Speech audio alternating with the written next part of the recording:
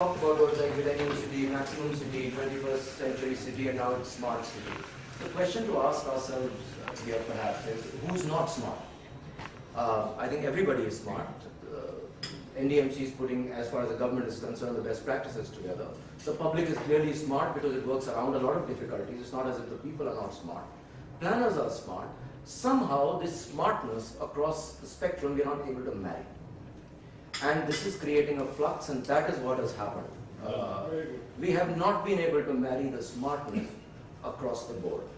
And somehow I think that, great plans have been put into place, but the reality catches up. And this again is because of this lack of being able to marry smartness.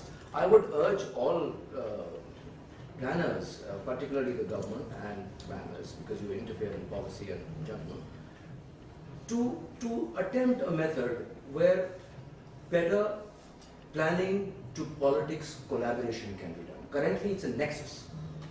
I would urge you to think about this, that currently politics and capitalism and governance may have a nexus which is probably unholy.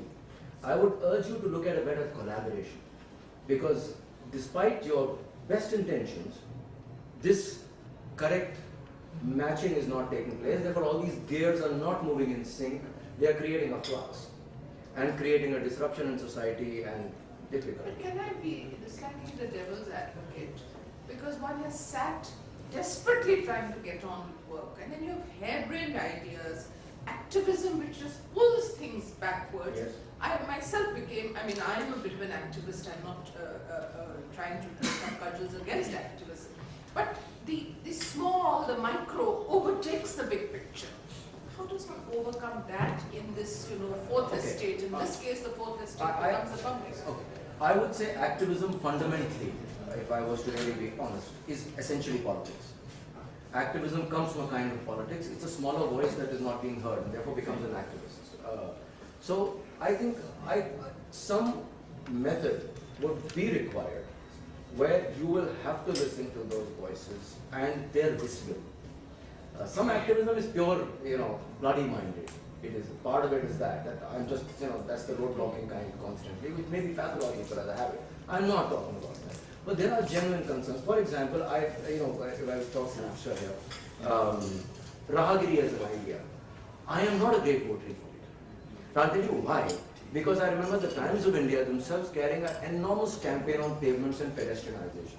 That somehow disappeared into a mela, which became Rahagiri. So the focus of getting pavements, at least in municipal areas, completely dissipated. And it became one, mela. So हमने एक जिसको कहते हैं this idea of with tenacity, working at pavements, pedestrianization, cycling, open spaces, playgrounds, simply disappeared, and we converted this into a tamasha. And now everybody's talking about that. We have, because over a period of time as a nation, unable to fight its tough problems, we have always reverted to the modern. And I don't want to be harsh, but this happens. That the tenacity with which you want to push at pedestrianization, you somehow, that energy got here. Well-meaning.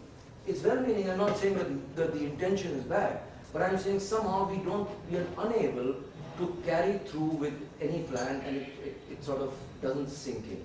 So I think we need to look at these things. You certainly need to look at public government engagement for a smart city. You have to figure out why, because if everybody is smart, why are you not as smart as a city as compared to the smarter cities in the world? And I think this,